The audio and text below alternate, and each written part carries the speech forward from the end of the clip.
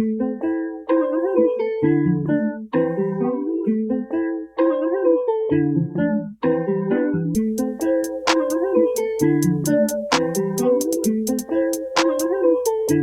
that cold shit.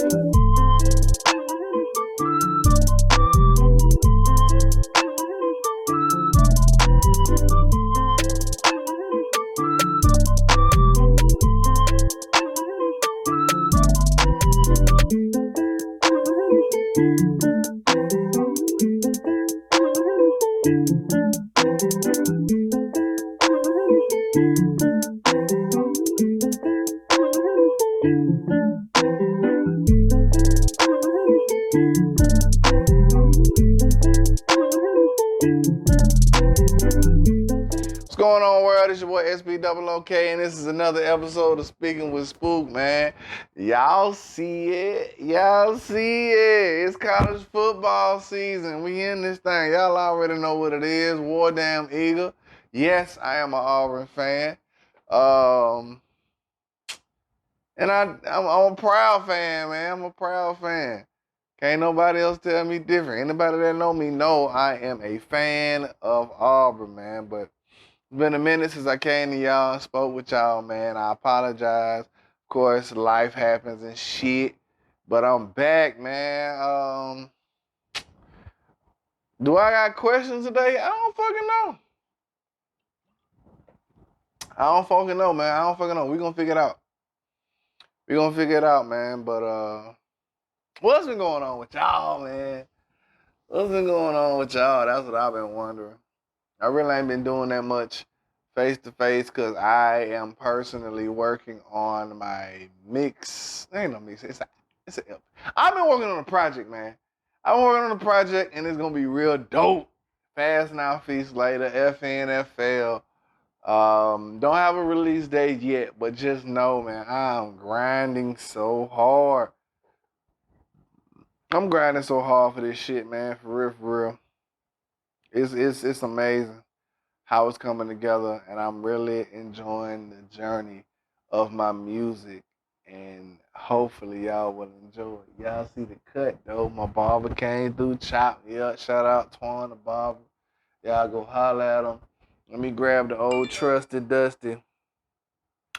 Speaking of Trusted Dusty, nigga, the handy dandy notebook, nigga. Steve from Blues Clues had motherfuckers around this bitch weak, boy. I ain't even see the episode where the nigga got on the bus.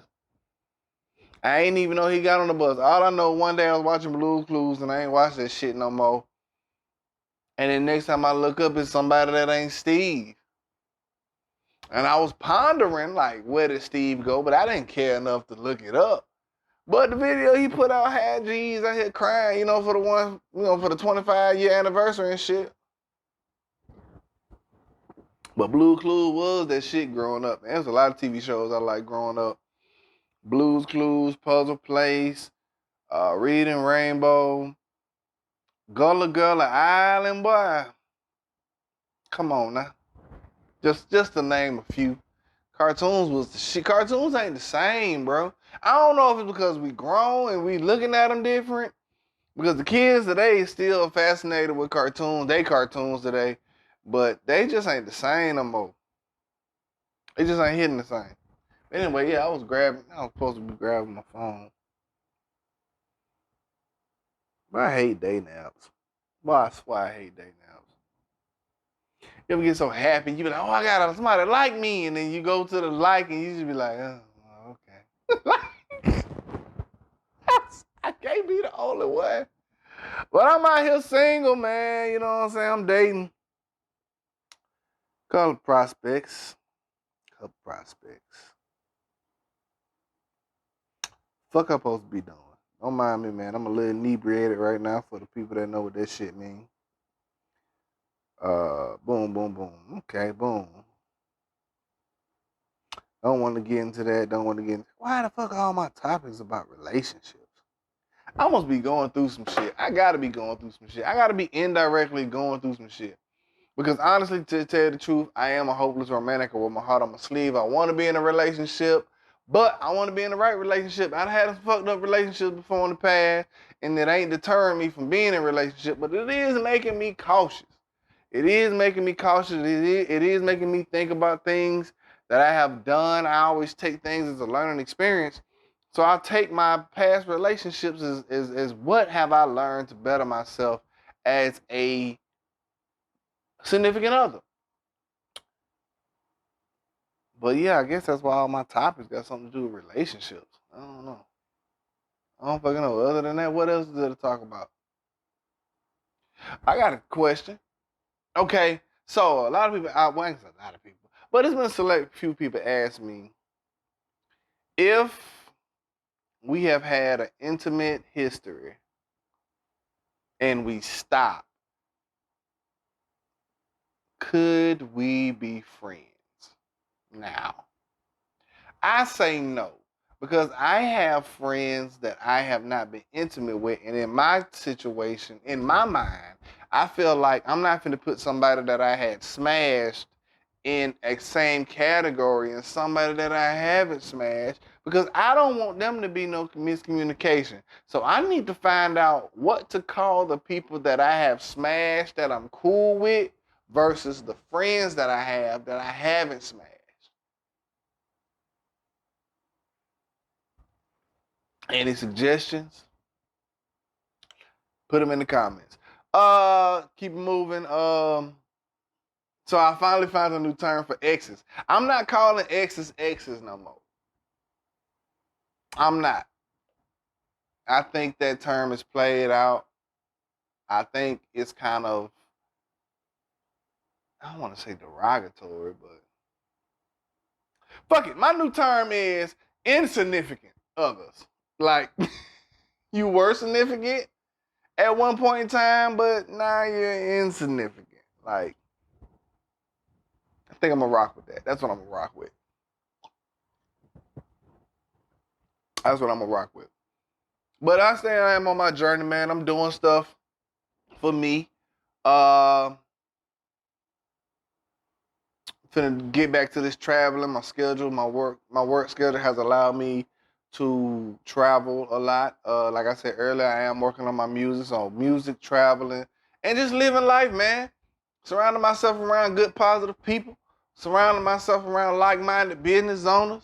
Surrounding myself around family and friends that really, and at this point, it's like no long, family, friends. Like, okay, I have friends that are like family. I have friends that are family. Like, let's not get it misconstrued. I got friends that are family. Like, I really just want to call them family. For real. And it's only a select few. But then I got people that, you know, sometimes, you know, you gotta ask the big Lord, you know what I'm saying, the big Lord, to show you some things. And I've noticed something that it's crazy how people change when the situation that you would expect them not to change, but they do change. It's weird how now that I'm saying it out loud, like, this situation shouldn't have allowed you to fuck up. Like, this situation shouldn't have allowed you to switch up, but it did. But I thought we were cooler than that. You know what I'm saying? But hey, it is what it is. I just notice it, take note, whatever, keep pushing.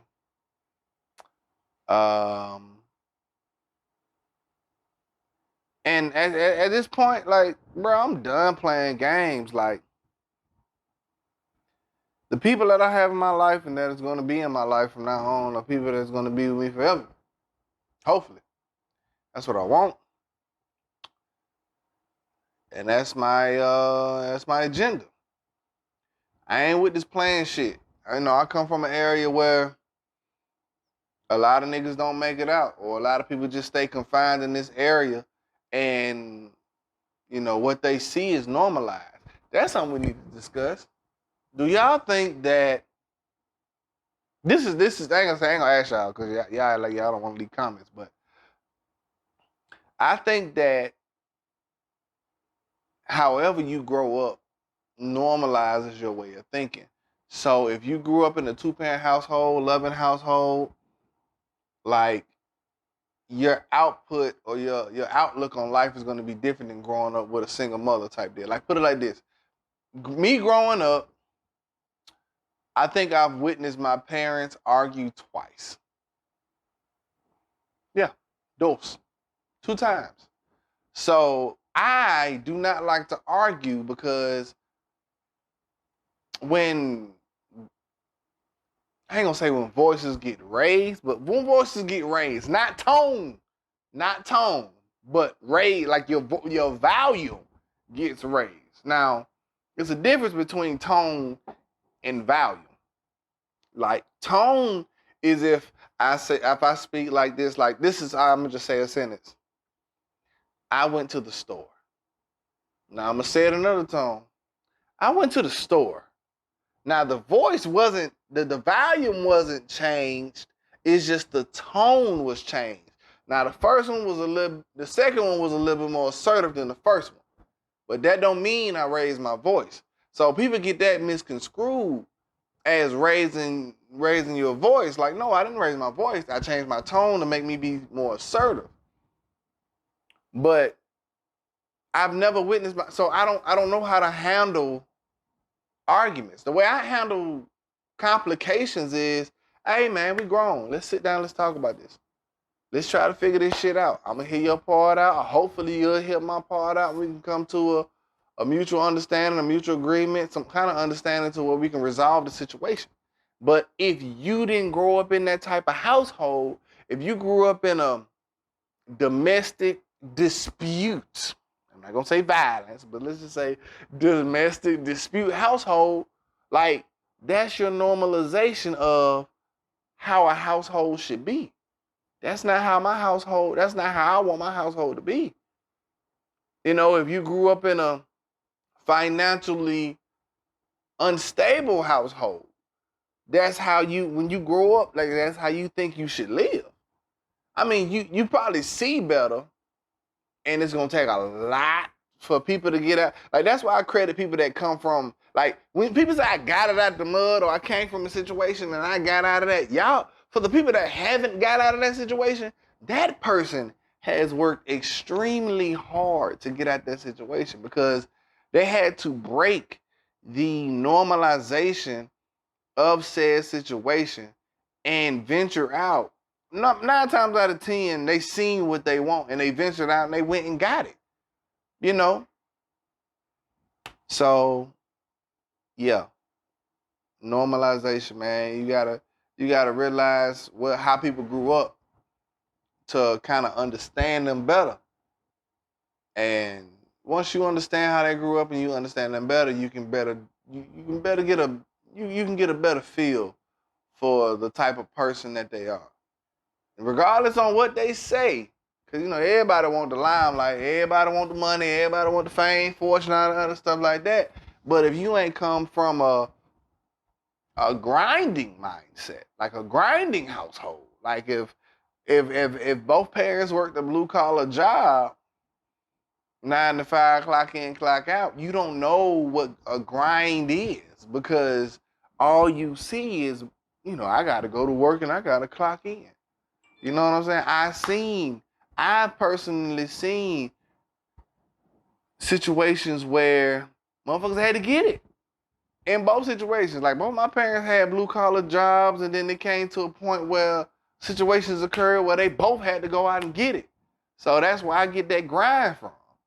Like I always get that grind from, and then you know what I'm saying, like, and one person that don't get well, I ain't gonna say one person. One set of people that don't get a lot of shine in this world is fathers. Like fathers, pops, dads, whatever, that actually are there. Like they actually are there in their kids' life and stuff. So it's like, bro, they don't get enough fucking credit. Like,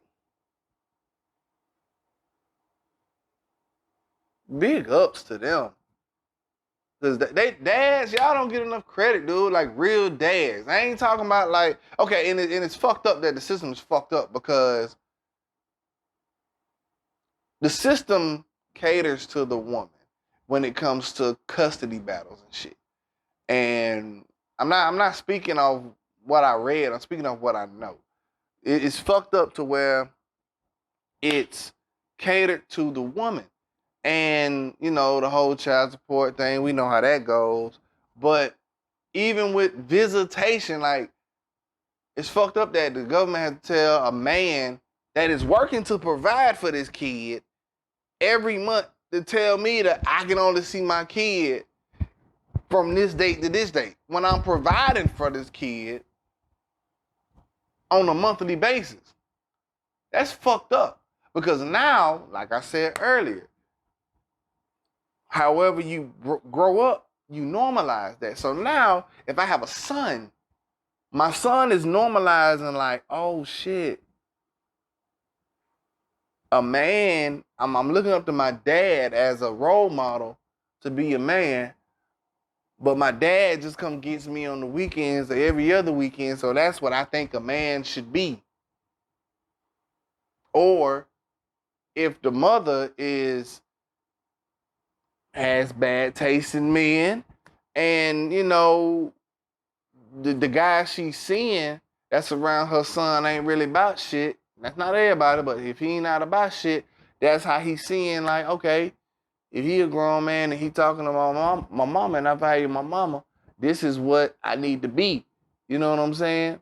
So your son is looking up to this step dad or male figure in his life as a model of citizen of who he's supposed to be when he grows up. And if he ain't about shit, your son possibly ain't gonna be about shit.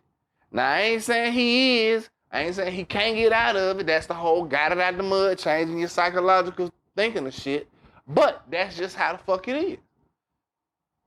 Same thing with your daughters. Switch it up. If you got a daughter, same situation. Her dad come and get her. Now, the thing about daughters and dads is that daddy's girl shit is real. It is real. So there's a saying that you're going to marry the person that has the characteristics of your parents. Some shit like that. So if this dad is only picking his kids up for the weekend, or you know he wants to be there but you're not allowing him because you're a bitter woman or whatever the case may be, like you're hindering your daughter, because now your daughter is going to think that a man is only supposed to be there for, you know, partial time, or a man is or she's looking at her mother and her mother's doing everything, or like it's the whole system is fucked up for the kids. And that's why, you know, that's one reason why I don't have a baby mama, or I really am trying to have this stable family situation, because I care too much about my kids right now that I don't have to try to have that bullshit. And I've dated women with kids, and I tried to be that male role model, and it works until the mother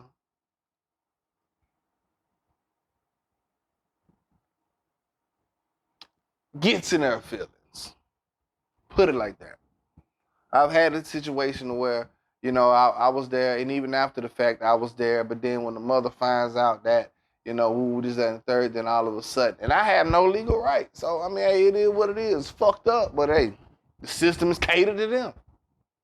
But yeah, man. So, all in all, man, you just got to watch how people are brought up, so you can see how their mindset is. Because if they live with a single mom and they mom talk to men crazy, or let the men, you know, they probably think like abuse. Like let's fuck it, let's go there.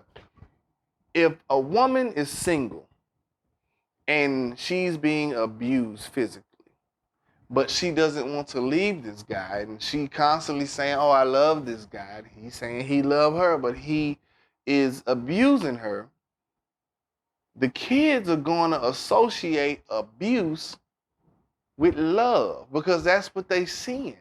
So now the girl is gonna grow up thinking, you don't love me if you don't abuse me. The little boy's gonna grow up thinking, this is how I'm supposed to show my love. Like, come on, we gotta do better. It's just a psychological thing, man. We gotta get up out of that. We gotta get up out of that. Another thing I thought about, and I thought about this on the fly today, women, take your man on dates. Take your man, yes, I said it. I ain't saying all the time, but shit, take your man on a date. Fellas, don't be planning all these dates. That's why I fucked up at. I fucked up. I did the fuck up. Out here planning all these goddamn dates. And let me tell you what, I'm gonna tell you why. I'm gonna tell you why it's a good idea, fellas, for you to let your lady plan a date. Because that'll let you know how much effort and energy she's gonna put into you. That lets you know as a man how much she cares about you, how she plans this date. Now, fellas, think about it. Think about it. Just bear with me, fellas. Because I know what you're doing out there, fellas. I know what you're doing. You're taking the time out.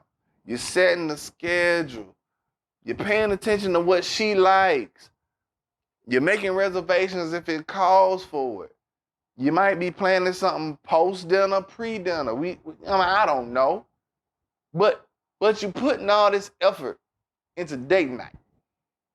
You know what I'm saying? You go get chopped up. You know what I'm saying? You go get look good with this and third. But you're doing this for her.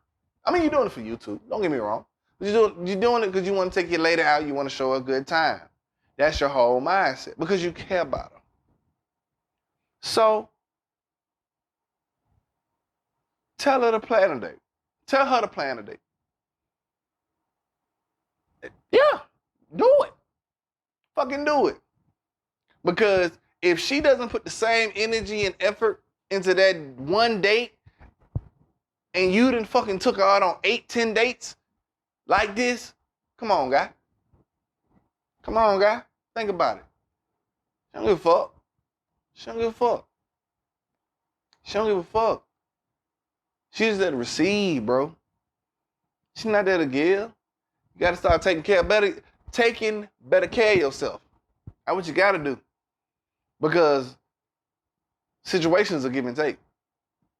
That's just how it is. Now, hey, if you got it like that, tricking if you got, I mean, shit, what they say, it ain't tricking if you got it, but I'm gonna tell you like this. I got it. But I ain't a fool to just give it to anybody. You feel me? At this point in my life, like, bro, you gotta earn this shit. All of it. All of it. Hey, ladies, take your fellas out on dates. Show him he appreciate it. Rub his back. Rub his feet. Go get your feet done. Because you take your man out, treat your man. Let me tell you something. And this is something I've been preaching for the past couple of weeks. As men, we're not accustomed to expressing feelings because as we grew up, they never taught us how to express our feelings. Think about it. You're a kid, you're crying, you're a boy. What's wrong? My leg hurt. Ah, shake it off. You good? You're a boy. I just told you my leg was hurt. You fuck. Shake that shit off. You good? So in life, that's how we gotta move. We hurting on the inside. You know what I'm saying? We want to talk to y'all. But guess what? Some of y'all got that same mindset. Oh, you a man. You ain't supposed to feel like that. Shake it off. Now it's just like, damn, I'm supposed to come to you, confide in you because you my lady. That's what you say you want. You want I want a man to be vulnerable. I want a man to open up. I want him best friend. I want him to tell me what's going on. All right, cool. And then when he tell you what's going on, you pull out the motherfucking shotgun. Bow! You don't care nothing about his feelings. You just say that shit because it sounds good. I'm on this whole saying and seeing shit. Because I'm noticing that a lot of people say stuff because it sounds good. But then when they see it, they get in their feelings. Be real with yourself. Be real with the people around you. Don't say this shit because it sounds good if it's really going to affect you in some type of way. No, be real with yourself. Because I'm telling you, it might hurt them, it might hurt you. But it's going to hurt then. It ain't going to hurt later. You say, oh, I want a man to be vulnerable. Just say, look, I don't want a man to be vulnerable. I want a goddamn motherfucking barbarian. I don't want no man to tell me nothing about no feelings. I don't want no man to tell me. Say that shit. Because y'all say y'all want a man to express his feelings, talk to y'all. And then, you know what? And then sometimes y'all got to understand that, ladies, y'all got to understand that sometimes we don't know how to express ourselves because we never had that. We've never had that outlet. Our expression is anger.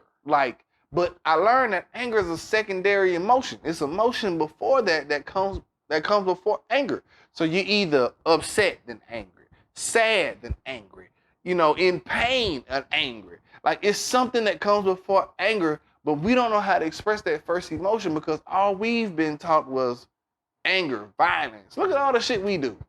Look at all the shit we get brought up on. Like, look at this shit. Boom, Auburn, football. You got men out there clashing helmets, head to head. Somebody can get hurt out there. Like, that's how we communicate.